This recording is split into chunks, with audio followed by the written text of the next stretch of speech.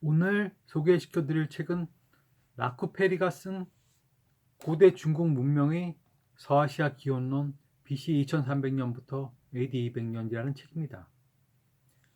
제가 직접 읽어본 것은 아니고요. 단지 여러 책에서 소개하고 있는 것을 간접적으로나마 접한 책입니다. 그런 책들 중에 하나 예로 들자면 이영구 교수가 쓰신 코리안 루트를 찾아서가 있습니다. 책의 내용은 다음과 같습니다. 굳이 옛날 기록을 들출 필요도 없다. 우스운 것은 20세기 초에는 황제가 서방에서 온 인물이었다는 견해가 잠깐 대륙을 풍미한 적이 있다. 프랑스의 라쿠페리가 1880년에 쓴 고대 중국 문명의 서아시아 기원론 BC 2300부터 AD 200년이란 책에서 촉발된 황제의 서방 전래설은 폭발적인 인기를 끌었다. 이에 따르면 황제는 서아시아 바빌론 일대에 살던 바크족 우두머리 쿤두르 나쿤디로서 그가 부족을 이끌고 이스탄불 카슈가르 탈인분지 쿤룬 산맥 곤륜 산맥을 지나 깐수성 감숙성 일대로 들어와 토착 세력을 멸하고 황하 위협까지 영역을 넓혀 나라를 세웠다는 것이다. 그런데 계몽주의자 리앙치샤오 양계초까지 황제의 서방 전래설에 매혹된 바 있다. 유명한 종족주의자인 장태연마저 전설상의 메소포타미아 군주 사르고는 신농시 운운하면서 옛 바빌론의 풍속이 중국에 영향을 끼쳤다라고 했을 정도니 장타이에는 만주족을 거칠고 야만스러운 종족이라고 폄훼한 골수 종족주의자였는데 그런 그가 황제의 서방 전래설에 빠진 것이다. 물론 이 우스꽝스러운 설은 얼마 지나지 않아 슬그머니 자취를 감추고 말았다. 저자 이영구 교수는 라코페리 주장에 대해 매우 부정적인 입장을 갖고 있습니다. 아마도 현재 중국의 학자들 중에서 라코페리의 주장에 동의하는 사람은 거의 없을 것입니다. 19세기 후반에 나온 책이므로 현재 기준에서 보자면 라코페리의 주장은 매우 오래된 낡은 주장일 수도 있을 것입니다. 저 또한 그 같은 주장이 신기하기는 하지만 그 신뢰성에 대한 의문이 가는 것 또한 사실입니다. 그러나 아직까지 그의 책이 한국에서 번역 출판된 적은 또 없는 것으로 알고 있으며 그렇게 읽어보지 않고도 옳다 그르다 판단하는 것 자체가 불가능하겠죠. 당시 학자에게 현재의 대중적 지식 수준을 바라는 것 자체가 무리일 것입니다. 단지 언어학에 재능이 있는 학자가 언어학에 근거해서 자신의 주장을 전개해 나간 것으로만 이해하시면 그뿐일 것입니다. 그런데 이처럼 철진한 학설로 잊혀지면 그뿐일 주장을 자신의 책을 통해 매우 긍정적으로 소개하고 계신 분이 계십니다. 고려대학교 일어일문학과 김채수 교수님이 바로 그분입니다. 다음에 그런 김채수 교수가 쓰신 알타이 문명론에 나오는 내용입니다. 그렇다면 중국어의 SVO 통사구조는 선사시대의 어떤 SVO 언어의 영향하에서 형성되어 나온 것인가? 이 물음에 대한 프랑스 태생의 영국 동양학자 엘버트 테리안드 라코페리 1845년부터 1894년은 그의 저서 초기 중국 문명의 서구 기원 1894년을 통해 다음과 같은 입장을 제시했다. 그들이 차츰 그 나라를 침입한 것은 중국의 서북 지역을 통해서였는데 그 결과 그들은 현재의 위대함은 40세기 전에 아주 작은 시작으로부터 출발했다. 이 하나만의 사실로도 충분할 것이다. 그러나 더 멀리 떨어져 있는 서쪽에서는 같은 사실을 가리키는 몇몇의 전통들이 있다. 중국에 도착한 바크족의 첫 지도자였던 니쿤대 현대 황제가 그의 백성들을 데리고 중국 영토의 투르키스탄, 중앙아시아의 광활한 지역으로 이끌고 갔다. 그래서 카슈가르 강이나 혹은 타림강을 따라서 그 곤륜 산맥의 동쪽 화토에 도착했다. 그 화토란 이름은 미래 중국이 될 땅이 대단히 비옥하다는 장점이 있었기 때문이었다. 이상과 같이 그는 메소포타미아의 최남단인 유프라테스와 티그리스 강의 하류에 위치한 칼데아와 엘람 지역에서 거주하고 있었던 바크족이 기원전 2300년경을 전후에 당시 메소포타미아 문명을 가지고 중앙아시아, 중국, 서북지역, 티베트 북부, 곤륜산맥 지역 등을 통해 중국의 중원 지역으로 들어가 고대 중국 문명의 기초를 구축했다는 입장을 제시했던 것이다. 김채수 교수는 동사, 주어, 목적어의 어순을 갖는 세머 계통의 통사 구조를 가장 오래된 것으로 보고 있습니다.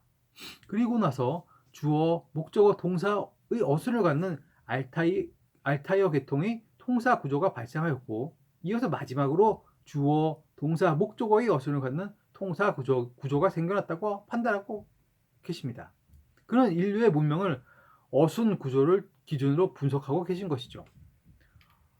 언어학 관점에서 바라보는 매우 독특한 접근 방식에는 틀림이 없어 보입니다.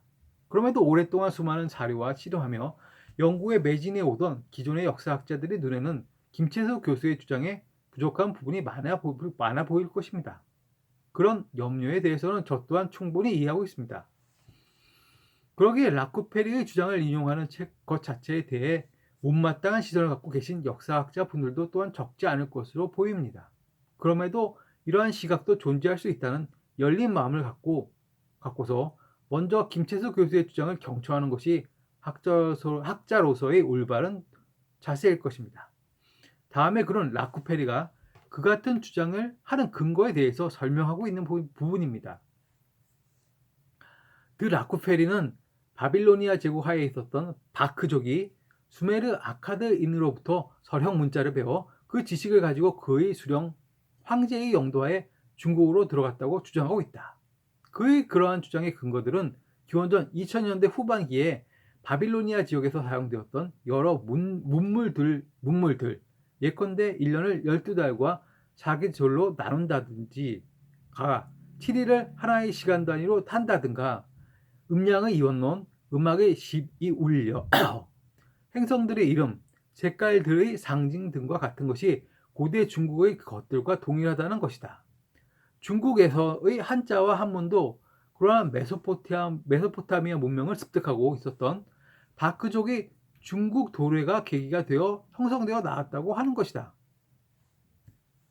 그런데 김채수 교수는 라쿠페리의 주장을 뛰어넘어 그 같은 문명 전달자들의 영역에 토아라인을 포함시키고 있습니다.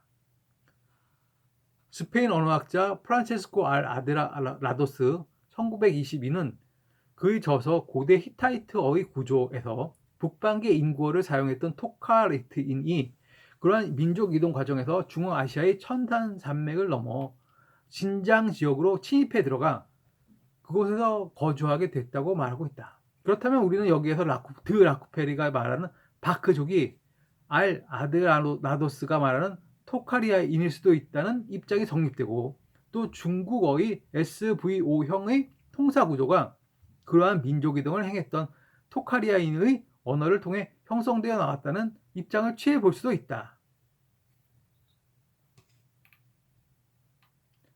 사실 김채수 교수의 이러한 주장들은 지나친 억측으로도 받아들여질 수 있음을 우리는 알아야 합니다.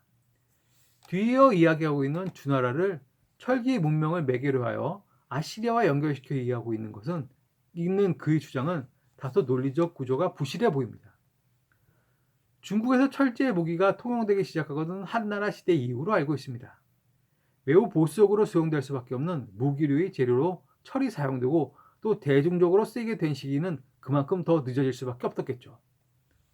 철이 대량으로 생산되고 먼저 농기구로 쓰이기 시작한 전국시대가 지나서 그 후 한나라 시대가 되어서야 널리 통용되기 시작한 것입니다.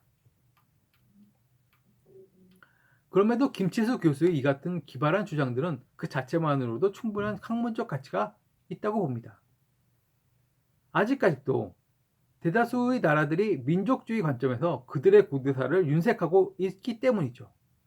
한국과 일본은 물론이고 중국조차 그 같은 경향에서 예외일 수 없는 것으로 없습니다. 그러기에 그들이 하상주 단대 공정이라는 것도 하고 동북 공정도 하고 있는 것이겠죠. 그들은 호모 에렉투스에서 호모 사피엔스로 넘어가는 과정조차 중국만의 고유한 과정이 있었다고 주장하고픈 사람들이니까요.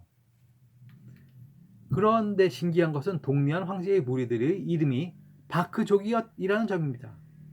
우연의 일치인지는 모르겠지만 바크족은 황제가 아니라 상나라를 연단시키는 그 무엇인가가 있기 때문입니다.